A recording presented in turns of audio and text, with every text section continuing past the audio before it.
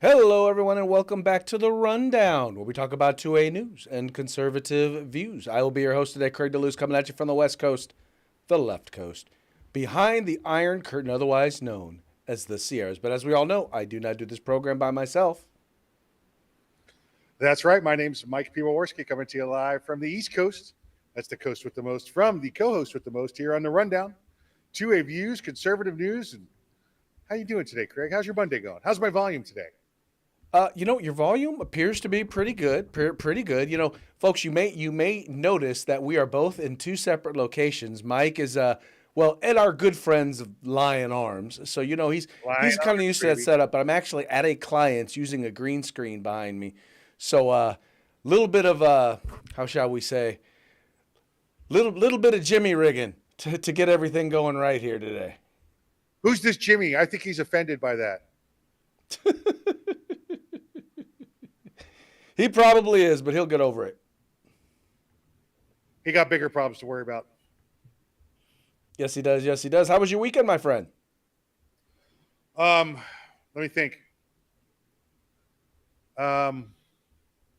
Uneventful. Uneventful. That's about all I got for you. We had some awesome tacos yesterday. I was going to save that story for tomorrow, though. But other than that, all good, baby. All good. It's all good, man. It's all good.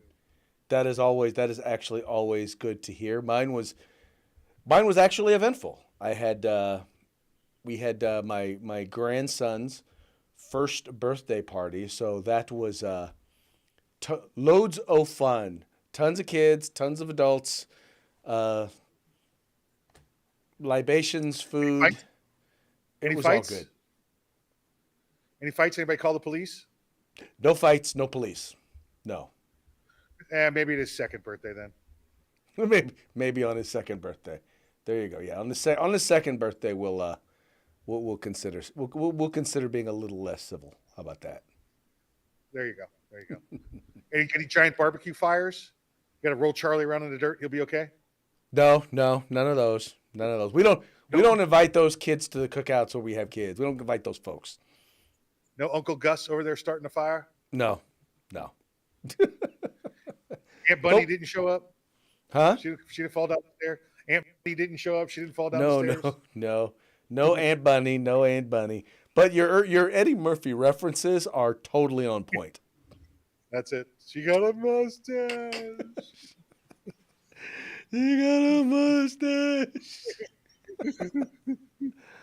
Oh, if you guys have never heard these jokes before, then you have missed some of the best of Eddie Murphy. I don't know what to tell you. Probably the best. The best. Raw and Delirious, clearly his best two ever. Yes, most definitely. Well, Mike, let's go ahead and get it kicked off today, man. Why don't you go ahead and do us a favor and give us a quick shout out to our sponsors. Shout out. Holla.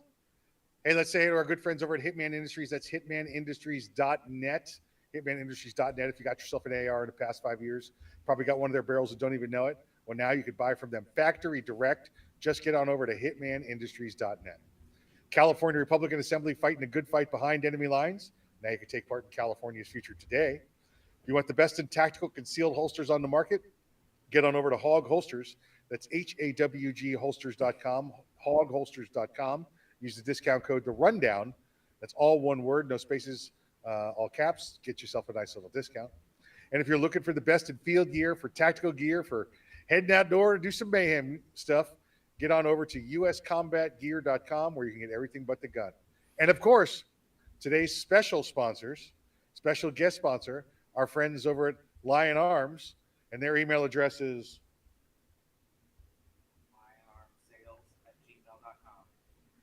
no, their email, their website address, their email address. It's like their email address. Why did I say that? LionArmsUSA.com. LionArmsUSA.com. Go there, get the phone number. You call and you see anything on their website, they're going to give you 15% off if you say you saw us on the Rundown. There you go. Get your discount today. Anyway, folks, take a moment, visit our sponsors. They're all good folks. They're all, red-blooded Americans who want to see our nation thrive. So why don't we help them thrive? Just follow the links in the description to this program. You go to their website, check them out. If you like what you see, spend some money with them. And when you do, make sure you tell them it was the guys over at the Rundown that sent you. The Rundown. Yes, the brothers over at the Rundown. All right, well, let's get into today's stories. All right, we're going to start off here. Biden releases criminal illegals into the U.S. Now, what's interesting about this is, and this is something that we already know is happening, right? But we also know that the Biden administration has gone out of their way to go to Congress and ask for a whole bunch of money so that they can supposedly have money to be able to bring in these quote unquote immigrants and house them. Well, they're not exactly doing that. In particular, they're not doing that with the criminal aliens. It says here, Joe Biden's Department of Homeland Security continues to keep detention space unfilled as several recent cases reveal that criminal illegal aliens are released into American communities after crossing the United States-Mexico border. As of April 25th, DHS has had just a little more than 34,000 illegal aliens in its detention facilities, a fraction of the 6.2 million illegal aliens who by the end of fiscal year 2023 are in deportation proceedings and are living throughout the U.S. on the Immigration and Customs Enforcement non-detained list. And go down here a little bit further. It says here, most recently, several criminal cases showed illegal aliens who are released into the U.S. interior rather than being put on the ICE detention who went on to commit crimes. For example, Gravani Riviera, damn, that's a long name right there. Dude from Honduras, that's what I'm gonna call him. Dude from Honduras was sentenced this month to 10 years in prison after raping a teenage girl in a public bathroom in Prattville, Alabama last year. Now, Mike, this is just one example of these folks, but almost every other week we are dealing with another example of someone who, once again, came into the country. We have no idea who they were. And if we had known and looked at their criminal background, they probably would have never been allowed to just walk into the country, right? We didn't hold them. We didn't detain them. We didn't try and find out who they were.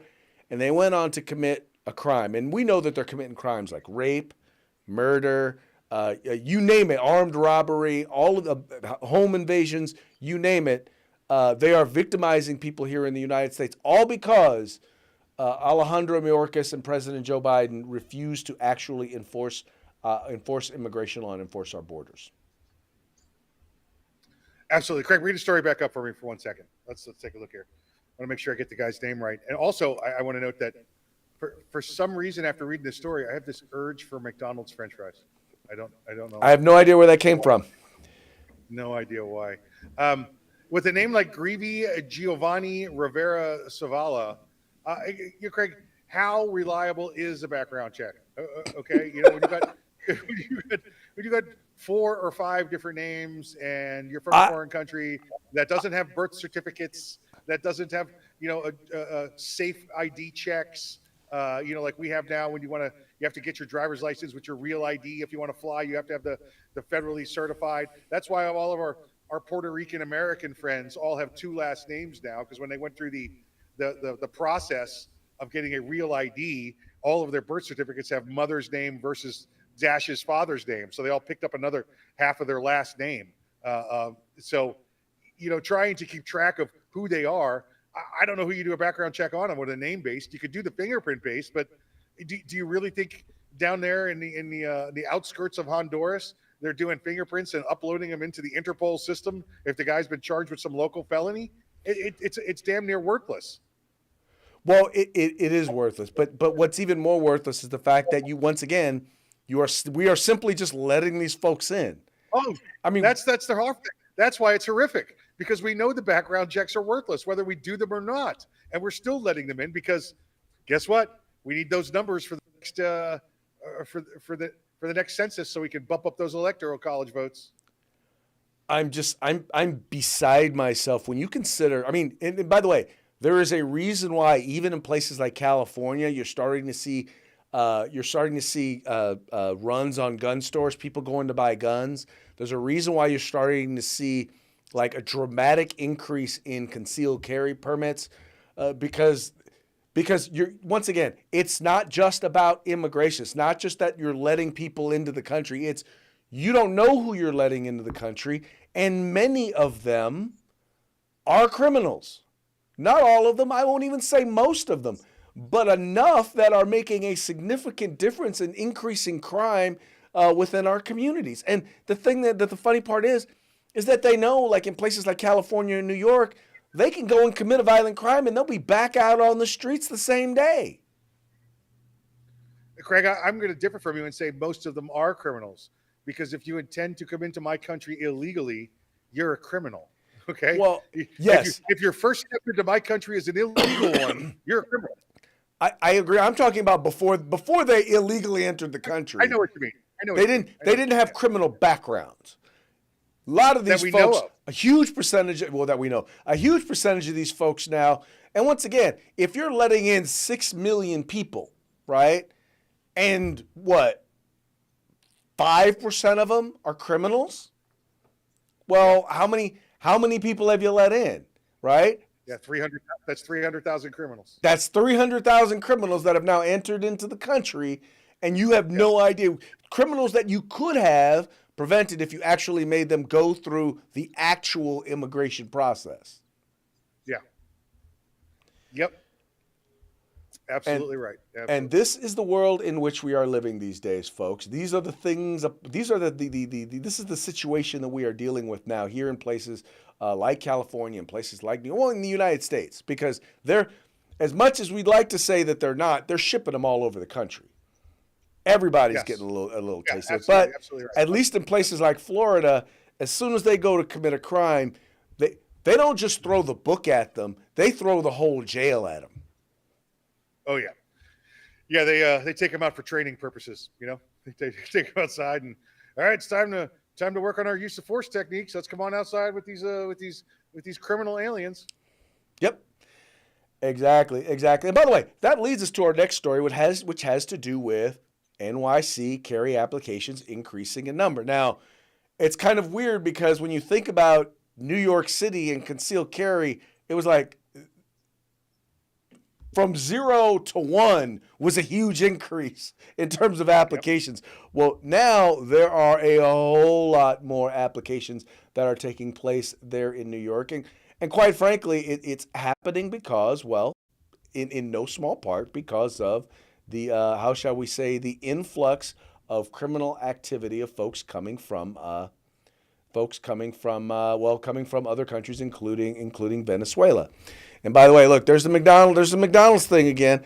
You know what's funny about this is I turned 55 this year, and so you're starting to see all these discounts for people 55. You are, not me. They know their market. The algorithms have got me, bruh.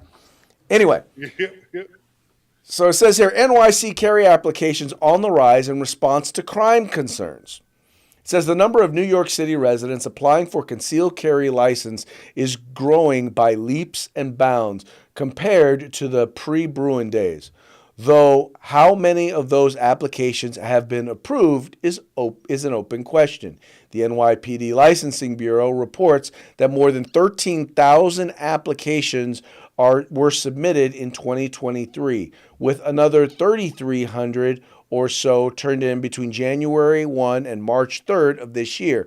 But the department isn't detailing how long it's taking to approve applications or how many New Yorkers have actually received their carry permit. The New York Daily News spoke with several folks in the firearms community about the increase in applications and managed to find a gun store owner who's not happy about the current training requirements for applicants, not because they're overly cumbersome, but when it comes to exercising a fundamental civil right, but because they don't go far enough to his liking. Now, Mike, you and I have talked about this, the whole requiring training thing, and I think you and I, once again, we're in agreement on this. We like the idea of training, we just don't like the idea of mandating it.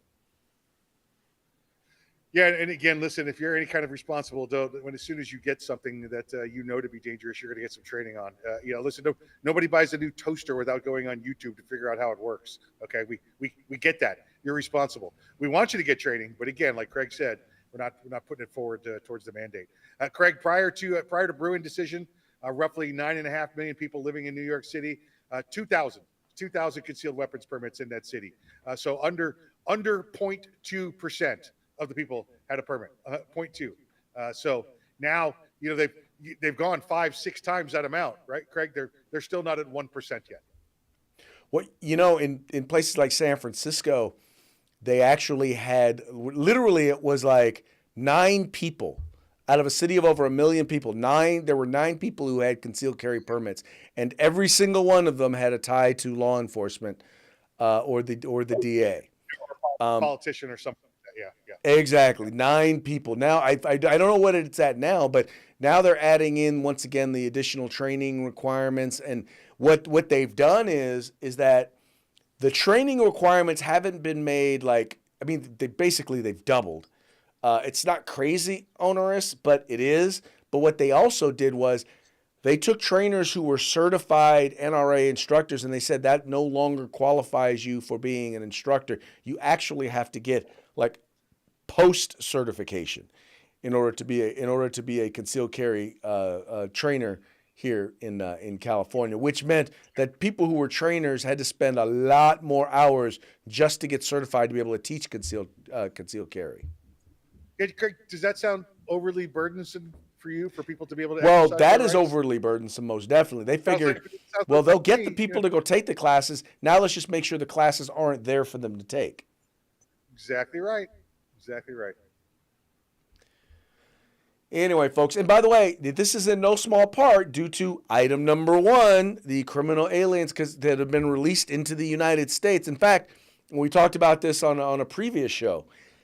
They're actually coming into the United States. They're putting together these moped rings. They're robbing people from mopeds, right, at gunpoint, and committing crimes in New York, and then they're going down to Florida to hang out.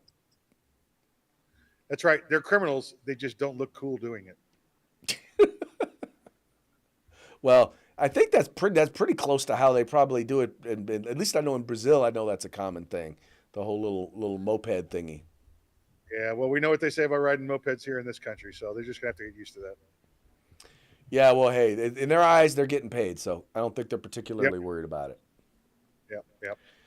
Anyway, now, item number 1 and item number 2 are in no small they are playing a significant role in item number 3, which is Trump actually widening his lead over Joe Biden, which is funny because the poll that has shown this is actually it's a CNN poll, which is what really got me. Here, and I'll show you this one here. The story's over there at Fox News. It says, new poll reveals which party is more enthusiastic in the Biden-Trump rematch.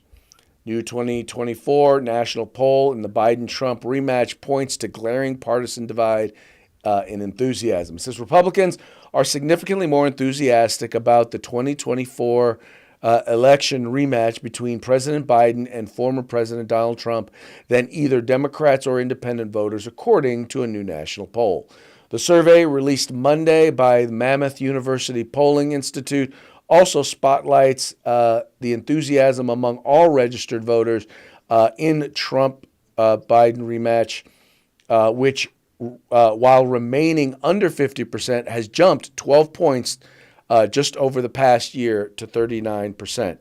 Now, this story later in it points out once again that the lead now that Trump has, according to CNN, is a 7% lead over Joe Biden.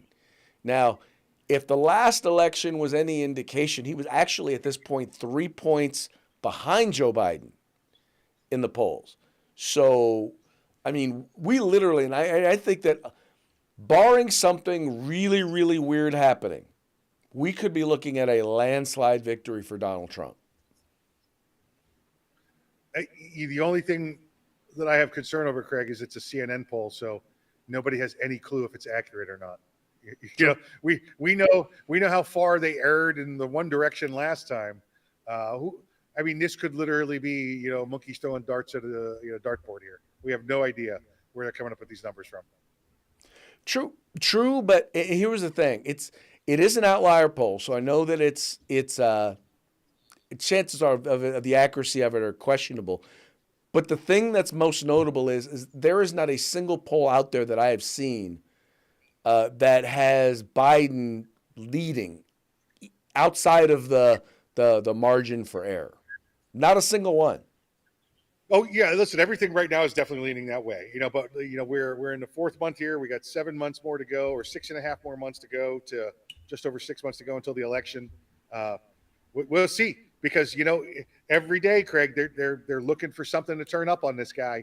Every day they're going to come up with a new charge or a new allegation or a new complaint out of the woodpile saying that he did this when he was 19 years old. So let's hold him accountable today.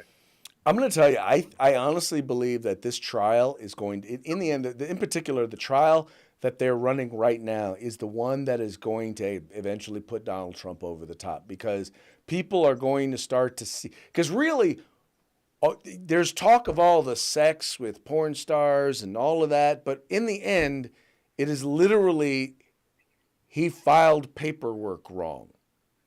He paid her from this account and not from this account and didn't report it.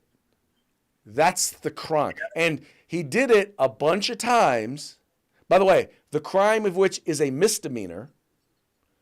But because he did it a bunch of times, we're going to call it a felony.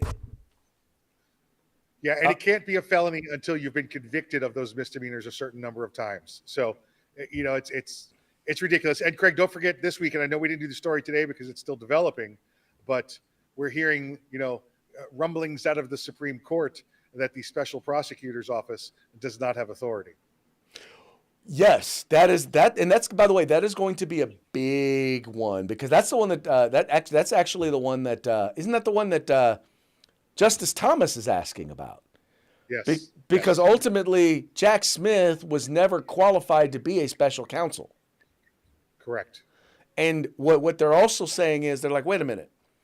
So does he work for you or does he not work for you? Do you have control over him or do you not have control over him? I mean, they're literally making both arguments at the same time. Yes. So it's going to be very interesting to see this one play out. Yeah. Yeah, you could wind up seeing all of that stuff, everything from the special counsel tossed because he wasn't qualified to be a special. And by the way, and I think we talked about this, that was something that was brought up when he was first named a special counsel, wasn't it? Didn't we talked about that? Didn't we? That's right, because he had not gone through the Senate confirmation process.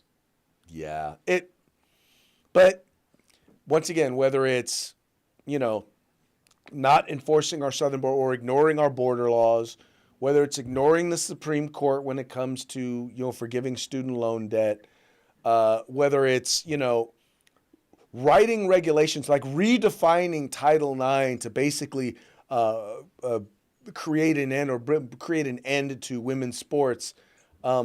He doesn't care about the law. He doesn't care about the Constitution. He doesn't care about what legally he's allowed to do or not do. He's going to do whatever he's going to do. But what really gets me about all of that, Mike, is he's like Donald Trump is the fascist dictator.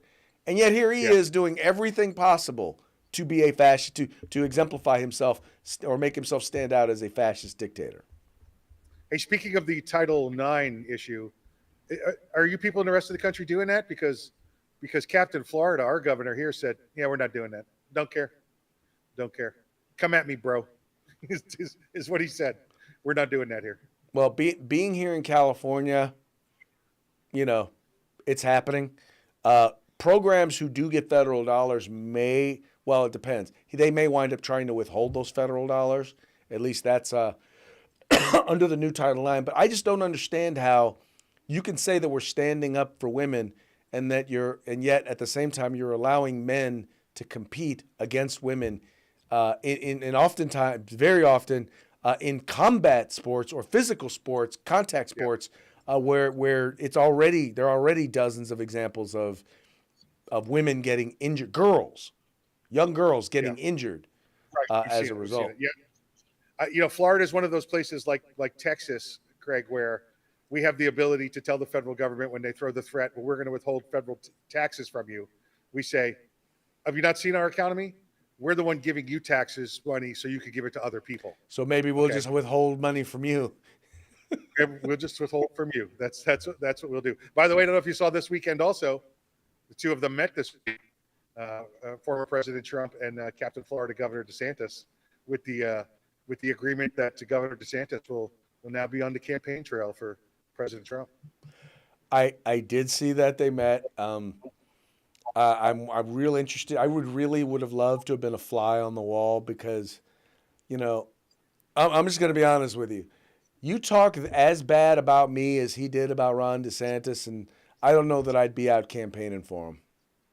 Yeah, but listen, again, this is how Trump speaks. Trump talks to people like he's in New York City in traffic. Hey, Ted, you got a dog wife, Ted. You got a dog wife, and then later him and Ted Cruz are best friends. That's just how they talk to him. But I would have liked to be, I guarantee you, Craig, and I would have loved to have been a fly on the wall in that room, because I bet that started off with 3 people in the room.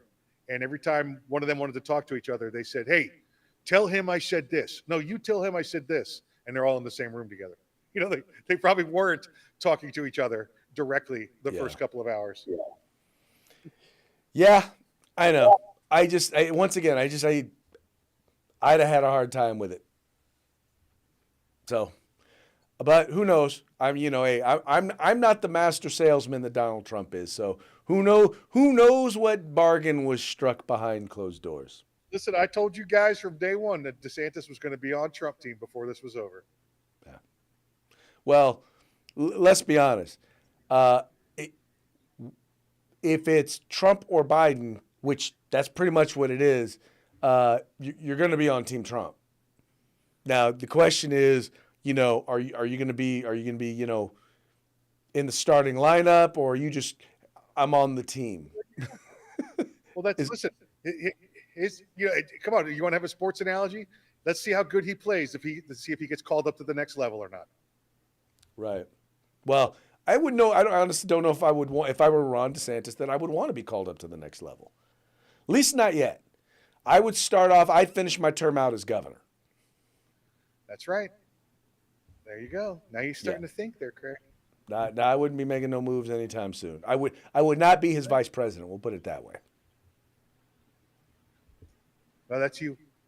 Well, think about this. George H.W. Bush was the last vice president to actually become president. It actually rarely happens. So he would do better to finish out his term and almost do a year whirlwind like Gavin Newsom did, and prep himself to be able to run for president in 2028. I'm about to go all political science on you, Craig. Are you ready? Right. Most of the times it fails because the country has had enough of 8 years of one administration, and they don't want a 8 through 12 or 12 through 16 year. Trump will be coming into this on a 4-year term only, when that's usually when the president's at a high when they've been successful. So they'd want that second term, and it would be coming from the vice president. So that vice president this time will have a much greater advantage of becoming president than any other previous vice presidents. Yeah. I'm sorry, but I don't see Trump being the asset to DeSantis that you would normally expect an outgoing vice president to be. I just think Trump's going to still. With Trump, it's always got to be about Trump. So I don't see it being as big of a benefit. There's a line in the sand when he's done. So at that point, he wants to have his hand in the process. He wants to be the kingmaker, and that's what he'll have the opportunity to be in 4 years. Yeah. I don't know. Nah, I'm not. That's right. I When we would come want to back be on it, vice listen, president. I just would not you want to didn't be his vice president. you did not concede that I was right about DeSantis being part of the campaign. We'll come back in a couple of years when Trump is pushing for DeSantis to be president, and we'll let you concede that. All right. We shall see. All right, Ford loses 1.3 billion dollars on electric vehicles. Now, let's be clear. No company is making money on is making money Yeah, when it comes to electric vehicles. It's the just electric not a company. thing. Uh, Tesla was profitable largely because of other investments and other things that they were doing, and also because they did a good job of marketing their vehicles in the one state that actually provided huge benefits for you to get an electric vehicle. But needless to say, it wasn't easy. But here you have Ford is losing $1.3 billion on electric vehicles. And Ford is one of the companies that Joe Biden was pushing when he still refuses to talk about Tesla, the only company that's actually making money and being successful when it comes to electric cars. But it says here Ford Motor Company reported a whopping $132,000 loss on each electric vehicle sold during the first 3 months of 2024, amassing $1.3 billion loss. I don't think I really need to read any more other than that, Mike. How, how do you, when in places like California and in some other states, when they're going to make it so that 100% of the vehicles being sold by, I think it's 2030, 2035, have to be electric vehicles? And they're Yeah, losing and that's telling all $130,000 per vehicle. and that's telling all those hybrid people that went out and tried to do the right thing that their vehicles doesn't count towards that either. So if you're driving a hybrid, don't think you're going to be able to ride along in an e-vehicle society. You're gone.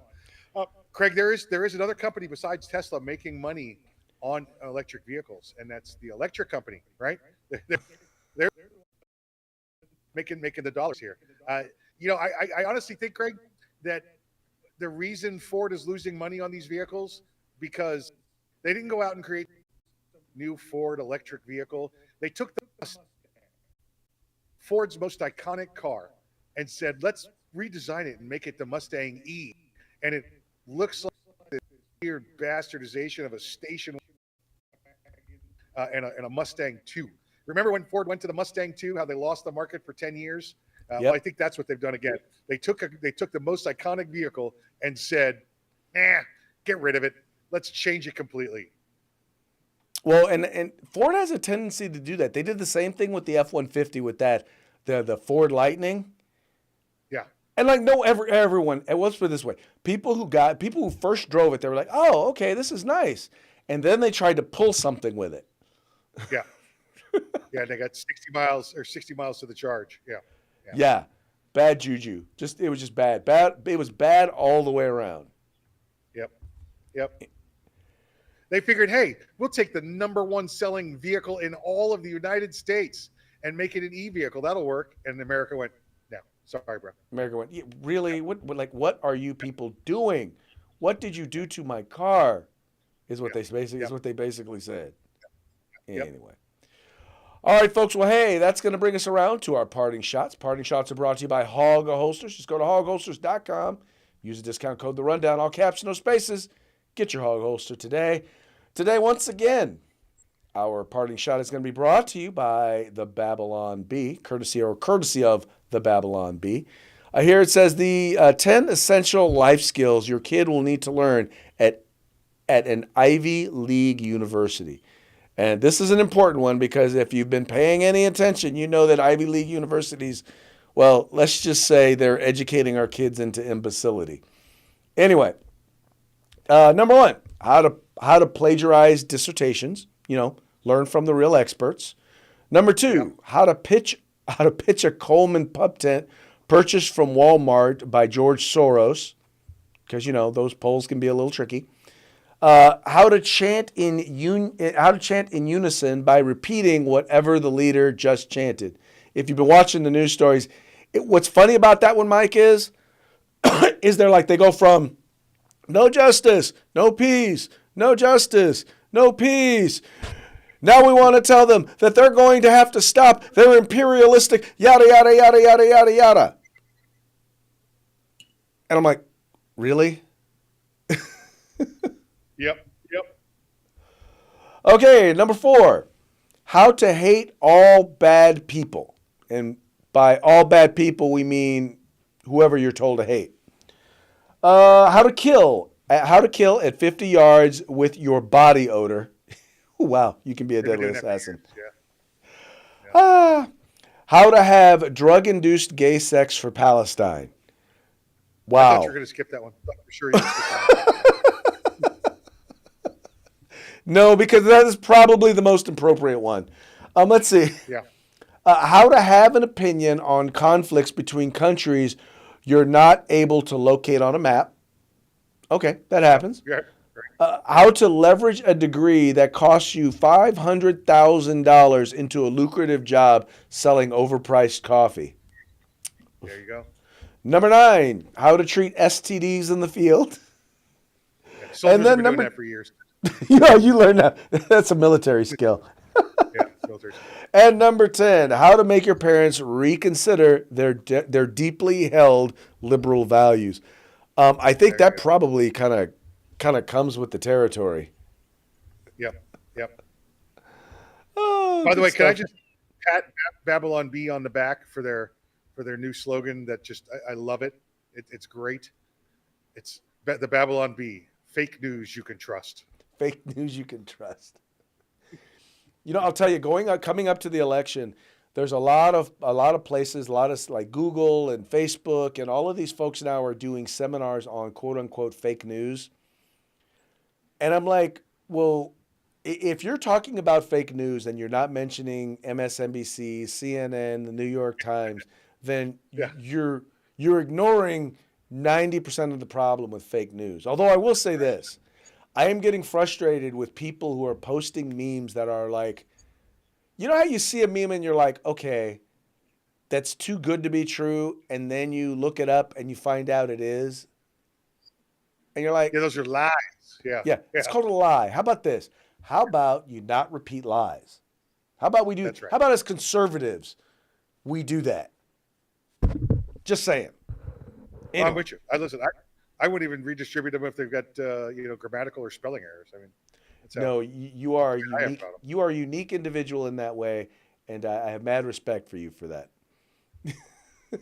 On that note, let's give that shout out to our sponsors before we head out today.